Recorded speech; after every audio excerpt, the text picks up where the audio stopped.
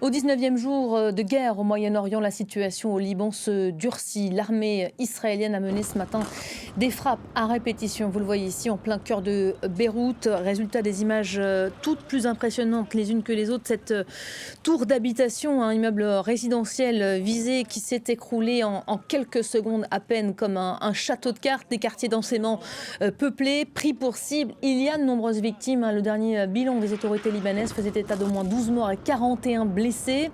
L'Est et le Sud du pays ont également été touchés. À Tyr, notamment, un ordre d'évacuation israélien a fait beaucoup parler puisqu'il a provoqué tout à l'heure une scène de panique au sein de la population qui tentait de fuir. Julie Dungelov, qui fait partie de notre nouvelle équipe déployée sur le terrain libanais, est avec nous. Bonjour Julie, je rappelle que vous étiez ce matin en plein cœur de Beyrouth pour couvrir les premières frappes du jour. Vous vous êtes déplacée depuis, vous vous trouvez maintenant à Tyr, qu'on aperçoit en loin derrière vous, cette ville antique, millénaire donc, inscrite au patrimoine mondial de l'UNESCO, on le rappelle. Elle fait aujourd'hui face, comme le dit Lorient Le Jour, à une destruction dévastatrice sous la violence de la guerre. De quoi êtes-vous témoin depuis que vous êtes arrivé ?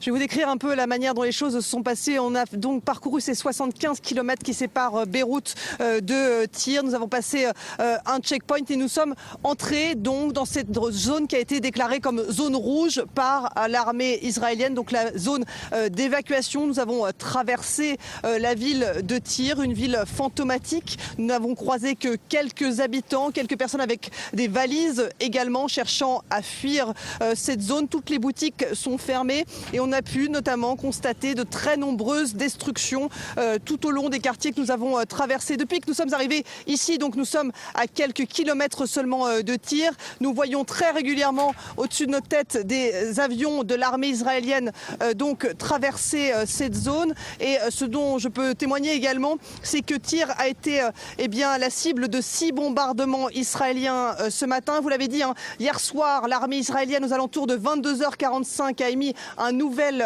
ordre d'évacuation beaucoup plus large qui a semé une certaine panique parmi la population. On a pu voir des très longues files de voitures de personnes qui cherchaient à fuir la ville. Il faut savoir que cette ville, jusqu'à présent, accueillait des personnes déplacées depuis la zone frontalière avec Israël. C'était devenu une ville refuge. À présent, les personnes qui s'étaient déplacées une première fois ici ont fui davantage au nord vers Saïda. Voilà, vous nous témoignez de cette situation donc à Tyr, et comme je disais à l'instant, vous étiez il y a donc quelques heures en plein cœur de la capitale Beyrouth pour nous raconter ces scènes là aussi impressionnantes et dévastatrices là encore.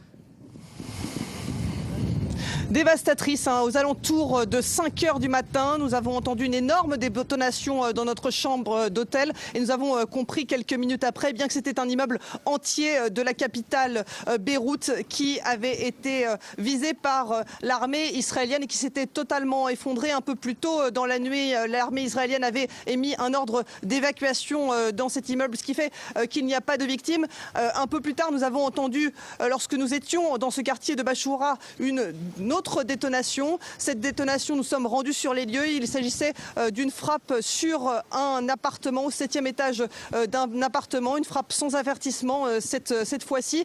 Selon différentes sources, l'une des personnes qui a été visée dans cet autre quartier de la ville, ce quartier d'Al-Blat, était un présentateur de la chaîne de télévision Al-Manar et sa femme. Ce qu'on a pu voir sur place, c'est une personne décédée évacuée par les secours, un blessé sur place. On connaît maintenant le bilan de ces frappes sur Beyrouth qui ont été notamment diffusées par le ministère de la Santé libanaise. 12 personnes au moins sont décédées, une quarantaine de blessés. Et ce qu'on a pu voir en effet, et ce que vous disiez à l'instant Elisabeth, c'est que ces frappes ont eu lieu notamment dans ce quartier d'Al-Blat, trois frappes dans un quartier très très densément peuplé où les appartements sont vraiment se collent, les rues sont très étroites et en parlant à la population, on a pu sentir une extrême fatigue et une extrême colère également contre l'État d'Israël. Certaines personnes ont décidé malgré tout de rester, mais nous avons pu constater également des gens qui faisaient leurs valises et qui étaient en train de quitter ce quartier qui avait déjà été ciblé à plusieurs reprises les jours précédents.